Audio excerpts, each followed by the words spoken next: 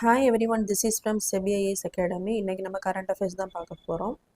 So பீகாரில் வந்து சட்டசபை தேர்தல் வந்து நடைபெற இருக்குது.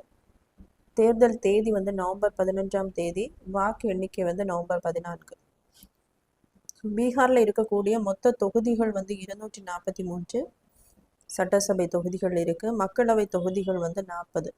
ஸோ தமிழ்நாடு எடுத்தோன்னா, தமிழ்நாட்டில் இருக்கக்கூடிய மொத்த சட்டசபை தொகுதிகள் வந்து 234, மக்களவை தொகுதிகள் வந்து 39.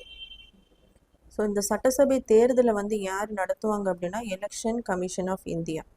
இது நம்மளுடைய கான்ஸ்டியூஷனில் ஆர்டிகல் 324 வந்து சொல்லப்பட்டிருக்கு. ஸோ இந்த எலெக்ஷன் கமிஷன் ஆஃப் இந்தியா யாருக்கெல்லாம் தேர்தல் எலெக்ஷன் வந்து கண்டக்ட் பண்ணுவாங்க அப்படின்னா president, wise president, state elections எல்லாமே இவங்க தான் கண்டக்ட் பண்ணுவாங்க.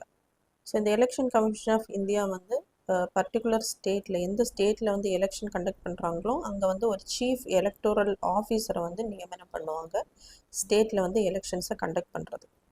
ஸோ நெக்ஸ்ட் வந்து ஸ்டேட் எலெக்ஷன் கமிஷன் வந்து இருப்பாங்க. ஸோ இவங்க பார்த்திங்கன்னா ஸ்டேட்ஸில் இருக்கக்கூடிய பஞ்சாயத்து, முனிசிபாலிட்டிஸ், லோக்கல் பாடிஸுக்கு தான் இவங்க என்ன பண்ணுவாங்கன்னா ஸ்டேட் எலெக்ஷன் கமிஷன் வந்து எலெக்ஷனை வந்து கண்டக்ட் பண்ணுவாங்க. ஸோ பஞ்சாயத்துக்கு ஸ்டேட் எலெக்ஷன் கமிஷன் வந்து எலெக்ஷன் கண்டக்ட் பண்ணலாம் அப்படின்னு சொல்லக்கூடிய ஆர்டிக்கல் நம்ம கான்ஸ்டியூஷனில் 243K.